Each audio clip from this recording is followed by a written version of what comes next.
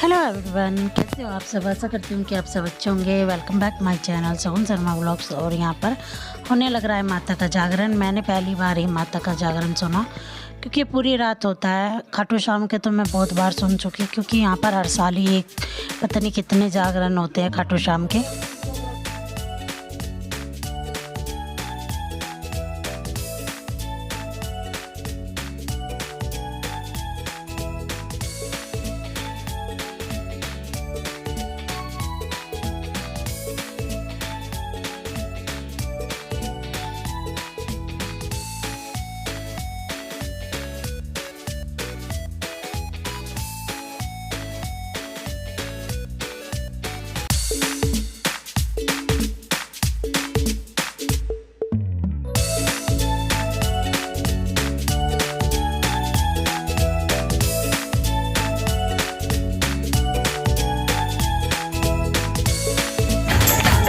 आइए सीधे हाथ रखे और जिसको जैसे आता हो, चाहे ऐसे आता हो चाहे ऐसे आता हो, और झूम के नच के।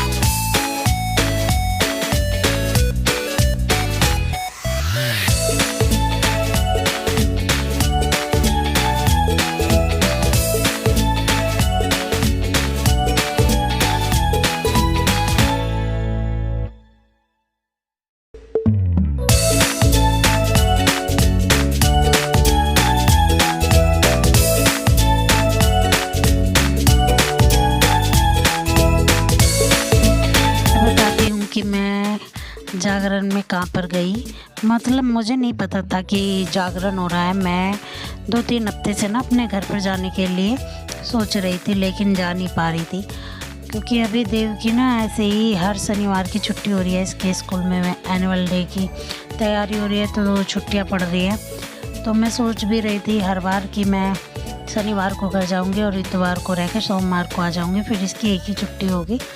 और पर नहीं जा पा रही थी, जो मैं तैयारी भी कर लेती थी लेकिन फिर भी नहीं जा पाती थी। और अब की बार मैंने क्या किया, कोई मेरी तैयारी भी नहीं थी। मैंने इनको बस रात को बोला कि मैं कल घर जाऊंगी, क्योंकि मेरा ना बहुत मन कर रहा था, पर हिम्मत नहीं हो पा रही थी तबीयत की वजह से। तबीयत ख़राब होती है ना, तो फिर कहीं जाने को मन नहीं करता, चाहे वो अपना घर ही क्यों ना हो। तो यहाँ पर फिर मैं वैसे तो अकेली जाती, लेकिन देव की छुट्टी थी तो उसको लेके गई थी। सोना और ऋतिक और ये तीनों ही यहीं पर थे। तो मैं जब घर से निकलने लग रही थी ना, तब मैंने फ़ोन किया था, क्योंकि मेरी भाभीयों के फ़ोन आते थे हर बार कि दीदी आ नहीं रही हो क्या आप। तो फिर मैं उनसे बोल देती थी कि नहीं मैं नहीं आ रही हूँ, मेरी तबीयत ठीक नहीं है, क्योंकि जब मैं आऊँगी मैं खुद से ही फ़ोन कर दूँगी। तो फिर मैंने सोचा, तैयार हो चुकी थी, बिल्कुल ट्रेन का टाइम हो चुका था, तो मैं घर से निकलने लग रही थी। मैंने सोचा कि कर देती हूँ फ़ोन कि मैं आने लग रही हूँ। तो मैंने फ़ोन किया, तब मेरी भाभी ने बोला कि दीदी आज यहाँ पर ना जागरण भी है, हमारे परिवार में ही जागरण था माता रानी का। तो देखिए क्या पता, मैं 3 हफ्तों से जाने लग रही थी, इसी वजह से नहीं जा पा रही थी। और जाते दफ़े घर से निकलते ही मुझे पता चल गया कि हमारे यहाँ पर माता रानी का जागरण है। मैं 10:30 बजे के करीब वाली ट्रेन में गई थी और 12:30 पौने 1 के करीब अपने घर पर पहुंच गई थी, क्योंकि ना ट्रेन लेट थी, इसी वजह से लेट पहुंची।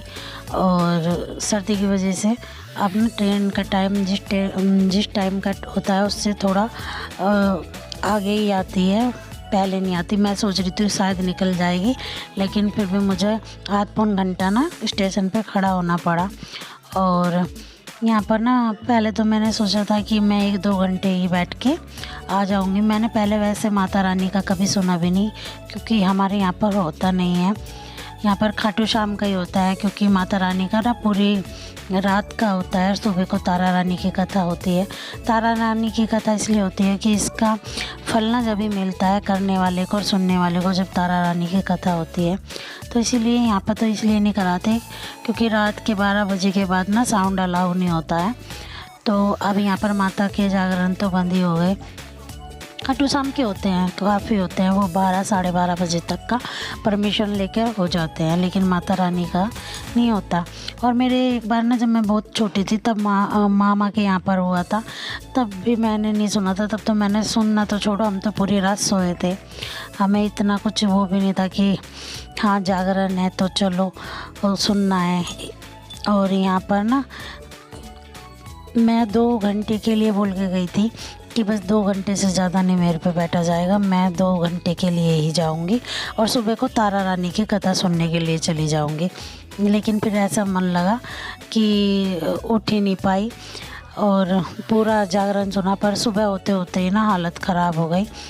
और जो सोए थे वो फिर 3 बजे के करीब तक का तो ये यहाँ पर सुदामा का, और फिर इसके बाद झांकी आएगी भोले जी की और माता पार्वती की। तो उसके बाद फिर 1-2 भजन हुए थे, 2 सिंगर जब आए थे, हाँ गायक। और उसके बाद फिर तारा रानी की कथा का इन्होंने बोल दिया था 4 बजते ही तारा रानी की कथा शुरू हो जाएगी। जो सो गए हैं वो नहा लो, और जो मतलब बैठे हुए हैं बस उन पे छींटा मार देता, वो मुँह धो लो और कुल्ला कर लो। उसके बाद में फिर यहाँ पर चाय नाश्ता का भी चाय नाश्ता भी हुआ था।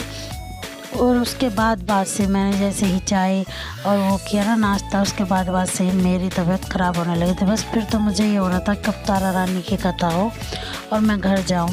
बीच में भी नहीं जा सकती थी, क्योंकि पूरी रात जिसके लिए बैठी हुई थी वो ही ना सुनो तो क्या फ़ायदा था। और यहाँ पर ये सुदामा के साथ हमारे परिवार के ही है जो डांस कर रहे हैं।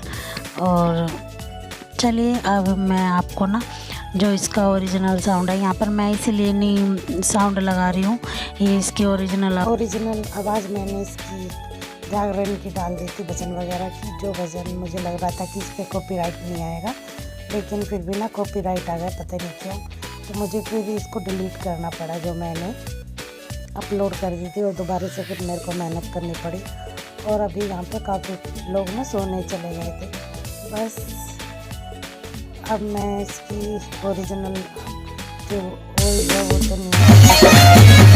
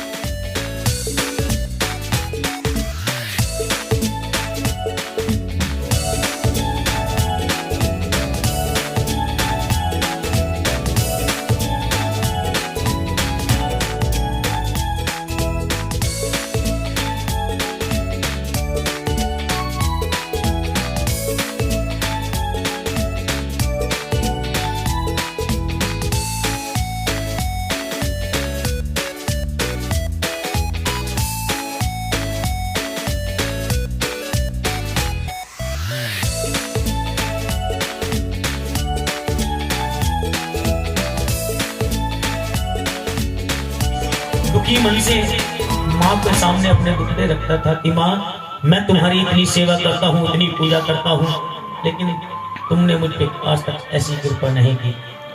एक दिन राजा स्वप्न में सो रहा था, सोते सोते माँ ने स्वप्न में राजा को दर्शन दिया और कहा कि राजन, मैं तुम्हारी भक्ति से अति प्रसन्न हूँ, बोलो तुम्हारी क्या इच्छा है। माँ सब जानती है, माँ सबको देने वाली है।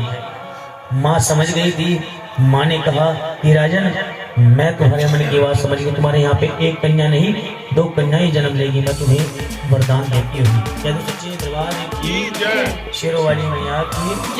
तभी राजन की आंख खुलती है, राजा कक्ष में जाता है, चेहरा फूला नहीं, खुशी के कारण चेहरा फूला नहीं समाया होता है।